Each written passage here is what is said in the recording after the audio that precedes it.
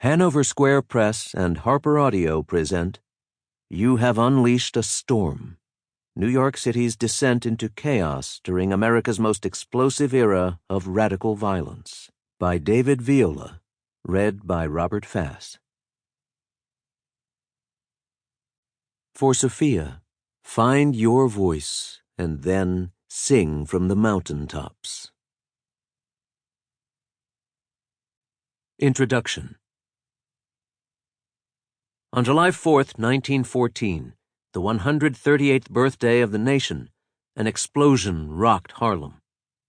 When the smoke cleared on Lexington Avenue near 102nd Street, dazed onlookers could see that the top 3 floors of a new 6-story tenement house had been reduced to rubble.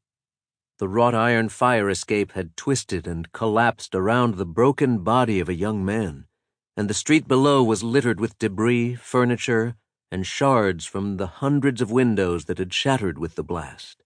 4 anarchists, followers of Luigi Galleani and associates of Alexander Berkman and Emma Goldman, the most notorious of all American anarchists, had been in the apartment constructing a bomb intended for John D. Rockefeller when the dynamite unexpectedly detonated. 3 were killed in the explosion. The sole survivor escaped with his life when the bathtub he was in fell through the floor that disintegrated beneath him. By the second decade of the 20th century, New York City was growing at a frenzied pace. Gotham's population had more than tripled in the 3 decades leading up to 1920. The city soared into the sky, metal and glass stretching higher and higher above the teeming streets below. The Chrysler Building held the title of tallest building in New York for a single year. The Bank of Manhattan building on Wall Street held the title for a single month.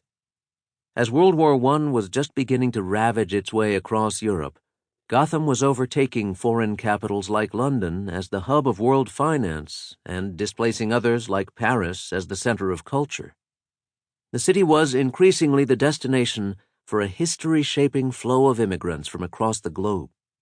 New York City was emerging as not only the predominant metropolis in the United States, but of the entire Western world. The era was also literally explosive.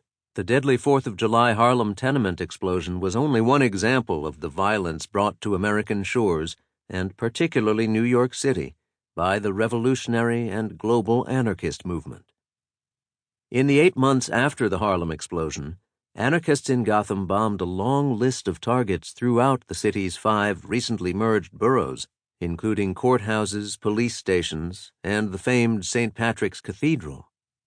In April of 1919, 36 mail bombs were sent by post to different political leaders, judges, and law enforcement officials across the country, including several in New York, such as Police Commissioner Richard Enright, associated with the arrest and prosecution of anarchists.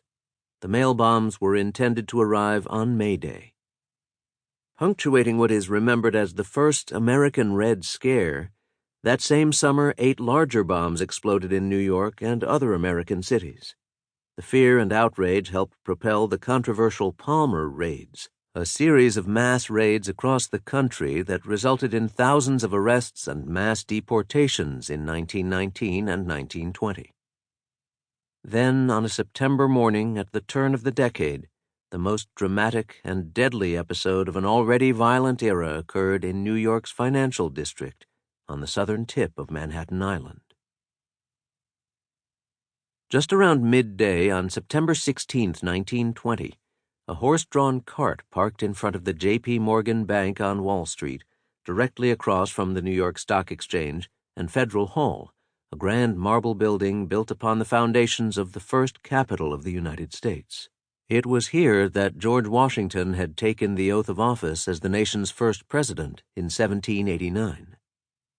Concealed in the horse-drawn cart was a massive bomb constructed of dynamite and metal window pieces intended as shrapnel, the earliest known precursor to the modern car bomb. The explosion was immense. A streetcar a block away was blown off its rails. Debris landed on roofs of nearby buildings that were nearly 40 stories tall.